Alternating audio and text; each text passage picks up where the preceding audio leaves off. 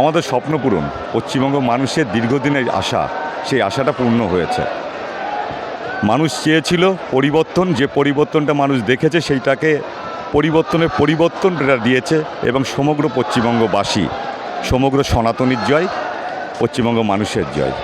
এবং এটা ভারতীয় জনতা পার্টির নেতৃত্বে যে সরকারটা গঠন হয়েছে আজকে, তার মুখ্যমন্ত্রী হয়েছে আমাদের দীর্ঘদিনের লড়াকু নেতা শুভেন্দুদা, এবং শুভেন্দুদার নেতৃত্বে আগামী দিন এই পশ্চিমবঙ্গের সরকার পরিচালনা চলবে।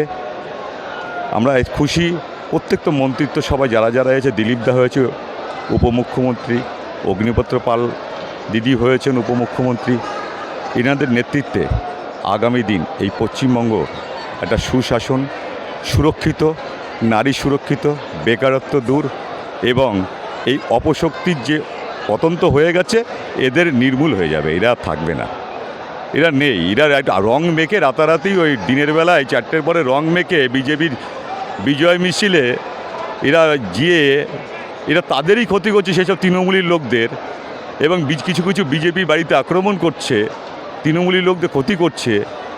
এরা সবসময় এরা পচা শামুক, এরা পচা শামুক, এদের জায়গা নেই। যেটা আমাদের ঊর্ধ্বতম নেতৃত্বপক্ষ বলে দিয়েছে, তৃণমূল নেই নেই নেই, তৃণমূলের অস্তিত্ব আর নেই এই বাংলাতে। আমি এটা হাবড়া থেকে এসেছি। আমাদের হাবড়া যিনি প্রার্থী দেবদাস মণ্ডল, এবং হাবড়া আপনারা সবাই জানেন, হাবড়া বিগত দিনে যে মন্ত্রী ছিল এই পশ্চিমবঙ্গে, চালচোর মন্ত্রী, সেই চালচোর মন্ত্রীকে একেবারে হারিয়ে, একেবারে নিম্নতরে হারিয়ে দিয়েছে।